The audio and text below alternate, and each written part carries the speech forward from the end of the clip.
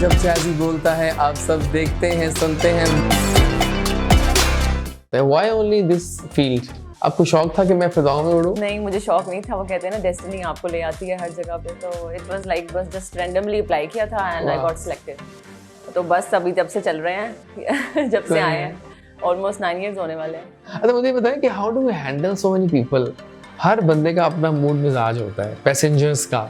और आपको मुस्कुराना है बस। अस्सलाम वालेकुम जी। बेसिकली उसमें जब हम बोर्डिंग करवा रहे होते हैं ना, मतलब गेट पे आप खड़े होते हैं, तो हमें ना तब पता चल जाता है कि कौन सा पैसेंजर कितना पैनिक हुआ हुआ है, बिकॉज वो डिफरेंट डिपार्टमेंट जैसे ग्राउंड हैंडलिंग से वो आते हैं, समटाइम्स नहीं हैंडल अच्छा होता, तो वो आगे ना मतलब फ्लाइट पे आते हैं, तो उनके एक्सप्रेशन से हमें आइडिया हो जाता है कि किस सीट पे कौन सा पैसेंजर ना किस तरह से बिहेव कर रहा है। सो मुझे बताएं ब्लॉगिंग की फील्ड कैसे चूज हुई? ब्लॉगिंग की फील्ड बस ऐसे जैसे देख के मतलब कि ना मैंने कहा अच्छा एयरलाइन तो फील्ड भी मेरा ऐसा था, लेकिन अभी मुझे होता है कि मुझे बहुत देर पहले स्टार्ट कर लेना चाहिए था। तो मुझे बताएं कि who are your favourite TikTokers?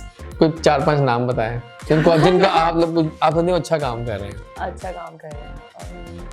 एक तो आप हो गई, बाकी 4 कौन है?